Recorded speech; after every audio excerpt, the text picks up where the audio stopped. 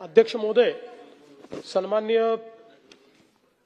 Doctor Nitin Raut साहेबांनी जो प्रश्न विचारला की मोका लावायला उशीर झाला का, तर याच्यामध्ये आपल्याला डॉक्टर साहेब कल्पना आहे की मोक्याची कारवाई करत असताना एक खूप मोठी प्रोसेस दिलेली आहे आणि मागच्या काळामध्ये म्हणजे अगदी जो काही प्रस्ताव आला तो प्रस्ताव सगळा मंत्रालयापर्यंत येतो, सचिवांपर्यंत येतो, तो सगळा प्रस्ताव मान्य केल्यानंतर कोर्टाने एवढ्या एका कारणाकरता प्रस्ताव नाकारून टाकला की तुम्ही त्याला मान्यता देताना रिझन्स लिहिले नाहीत। आता रिझनेबल प्रस्ताव आला आणि त्याला मान्यता दिली आणि म्हणून आपण याच्यामध्ये पूर्ण कारवाई करतो। खालपासून प्रस्ताव येतो, नोटिसेस आपल्याला इश्यू करावे लागतात, काही प्रमाणात म्हणणं ऐकून घ्यावं लागतं आणि ह्या सगळ्या प्रोसेस कराव्या लागतात। त्यामुळे याला एक 1.5-2 महिन्याचा कालावधी लागतो, पण हा कालावधी अधिक शॉर्ट कसा करता येईल, कारण आपल्या या मताशी मी सहमत आहे की 2 महिन्याचा कालावधी लागणं हे फार अधिक होतं। एक 20-25 दिवसापर्यंत हा शॉर्ट कसा करता येईल याचा आपण निश्चितपणे प्रयत्न करू। आपण हे विचारलं तर मला एक गोष्ट सांगितली पाहिजे की हे जी काही कारवाई केली आहे पोलिसांनी ही त्यांच्या इंटेलिजन्सच्या आधारावरच केलेली आहे। ऑपरेशन थंडर हे या दृष्टीनेच नागपूर पोलिसांनी केलं होतं की वेगवेगळ्या ठिकाणची इन्फॉर्मेशन गॅदर करणे आणि प्रोएक्टिव्हली त्या ठिकाणी छापा मारणे, म्हणजे एखादी घटना घडल्यानंतर त्याच्यावर कारवाई करायच्या ऐवजी एक मोहीम म्हणून प्रोएक्टिव्हली त्या ठिकाणी काम करणे।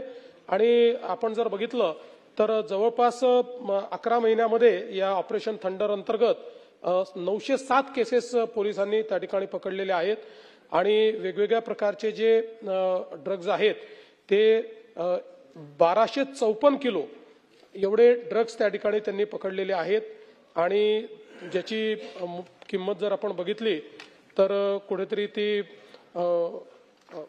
10 कोटी रुपयापर्यंतची त्याची किंमत आहे। आणि सातत्याने या संदर्भात आपण जर बघितलं तर एनडीपीएसच्या अंतर्गत काही गुन्हे दाखल झालेले आहेत आणि काही याच्यामध्ये आपण मकोका देखील त्या ठिकाणी लावलेला आहे। म्हणून मला असं वाटतं की हे ऑनगोईंग अशा प्रकारचं ऑपरेशन आहे आणि याच्यामध्ये थांबून चालणारच नाही। म्हणजे अलीकडच्या काळामध्ये जसं एके काळामध्ये दारू हा एक सोशल नॉर्म व्हायला लागला होता, तशा पद्धतीनं अलीकडच्या काळामध्ये ड्रग्ज हा सोशल नॉर्म येतोय। पण दारूनी जी हानी केली त्याच्या 100 पट हानी आपल्याकडे ड्रग्ज करू शकतात आणि म्हणून याच्यावर कडक कारवाई करणं हे अत्यंत महत्त्वाचं आहे। आणि म्हणून मी आपल्याला आश्वस्त करतो की कुठल्याही परिस्थितीमध्ये या संदर्भात कोणालाही सोडलं जाणार नाही। आपण सीसीटीव्ही जर त्या ठिकाणी लावणार असाल तर त्याच्या मॉनिटरिंगची सिस्टीम आम्ही करू आणि ते जे काही कमांड अँड कंट्रोल सिस्टीम आहे त्याला जोडण्याचं काम करू। प्रश्न क्रमांक 2, लहान मुलांचा जो माननीय अध्यक्ष महोदय, हे खरं आहे की अलीकडच्या काळामध्ये अल्पवयीन मुलांचा उपयोग यात केला जातोय। त्यामुळे आपण अशी विनंती केंद्र सरकारला करतोय की आपण लीगल एज जे 18 म्हटलंय तर ते अशा प्रकारच्या क्राईम करता 16 करण्यात यावं, अशा पद्धतीनं आपण एक विनंती करतो आहोत। कारण आजच्या परिस्थितीमध्ये 16व्या वर्षी मुलं मॅच्युअर्ड असतात, त्यामुळे ते पूर्ण मॅच्युरिटीमध्ये असल्या प्रकारचे क्राईम करताना आपल्याला पाहायला मिळतात। तर त्या दृष्टीनेही आपला एक प्रयत्न हा चाललेला आहे आणि डॉक्टर नितीन राऊत साहेबांनी जी काही नावं दिलेली आहेत त्याच्यावर का कारवाई झाली नाही हे पोलीस आयुक्तांना विचारण्यात येईल।